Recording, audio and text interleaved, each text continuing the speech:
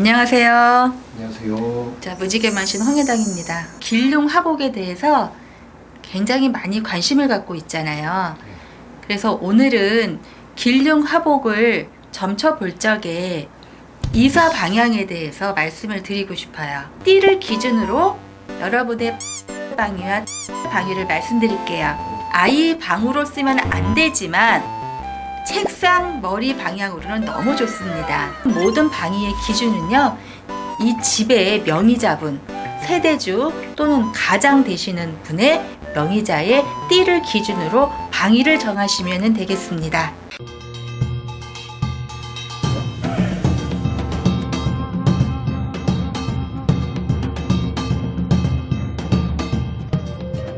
이사 방향은요, 여러분들 다 아시죠? 대장군 삼살방은 피해서 이사해라. 대장군 방위는 저승세계 방위를 피하라는 말씀이고요. 삼살방이라는 거는 세 가지 살이에요. 천살, 제살, 겁살. 이렇게 세 가지 살을 피해서 방향을 정해라, 이런 뜻인데요.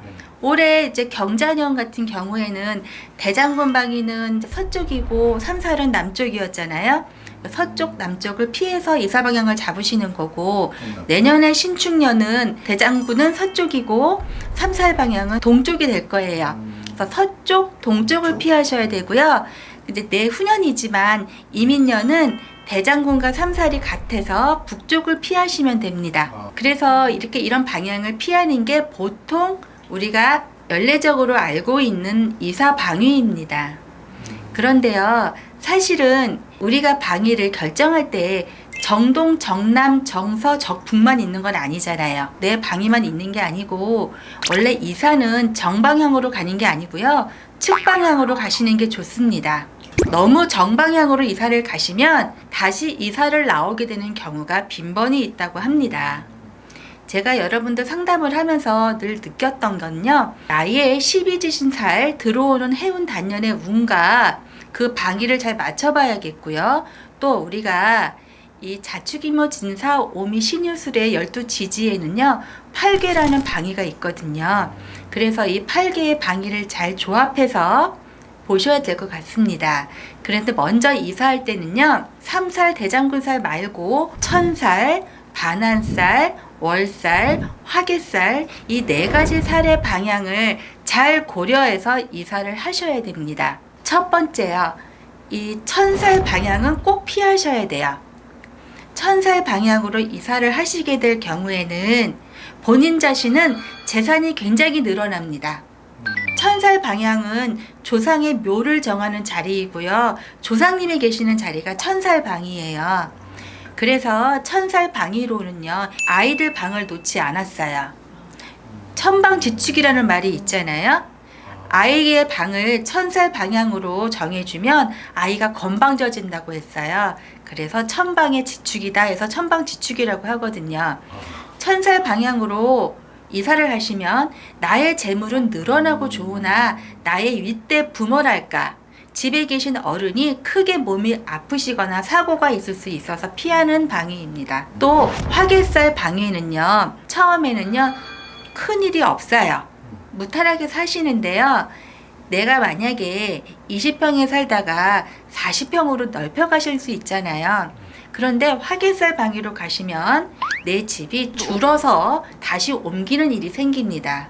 재물이 줄어든다는 뜻이에요. 또는 재물이 줄지 않으면 내 부모님과 다시 합가를 하는 일이 생기는 게 화개살의 방향입니다. 그 다음에 월살 방위가 있는데요, 남의 덕을 보지 않고서는 이사를 하실 수가 없어요. 만약에 집을 계약하셨는데요, 이 집이 월살 방위였던 거예요. 그러시면요, 남의 돈이 없이는, 또는 남의 도움이랄까, 남의 원조가 없이는 이사하기가 어렵다. 나쁘다고는 할 수 없지만 조금 좋다고 하기에는 미진한 감이 없지 않아 있겠네요. 그 다음에 마지막으로 반한살의 방위가 있습니다. 반한살의 방위는요, 모든 게 길합니다. 반한살은 따로 나중에 설명을 드리겠지만, 반한살이란 자체가 말에 안장을 얹고 탄다는 뜻이거든요. 출세가 있고 성공이 있는 살이에요. 살이라고 해서 다 나쁜 게 아니고 길하고 좋은 살도 있거든요. 반나살 방위로 가시면은요, 재물이 늘어나고 만약에 금고나 귀중품을 놓으시면 그것도 잘 수성할 수가 있다고 합니다. 모든 게 다 무탈하시고요, 좋다는 뜻이에요. 또한 이 반나살 방위로 머리를 두고 자시면 굉장히 수면에 도움이 됩니다. 그래서 우리가 이사를 하실 때는요, 총평으로 말씀드리면 대장군 삼살방 방향을 피하되 천살 방위는 피하고, 덧붙여서 화개살 방위도 피하시고 반나살 방위로 정하시면 모든 게 길하겠다, 이렇게 말씀을 드리겠는데요. 고법으로 볼 적에는 태어난 띠를 기준으로 보기 때문에 오늘은 태어난 띠를 기준으로 여러분의 반나살 방위와 천살 방위를 말씀드릴게요. 범띠, 말띠, 개띠이신 분들의 천살 방향은요, 동북 방향이 되세요. 그리고 길한 반나살의 방향은 서남 쪽이 되겠습니다. 원숭이띠, 쥐띠, 용띠 분들의 방위는 같이 가는데요. 천살 방위는 서남간이 되겠고요.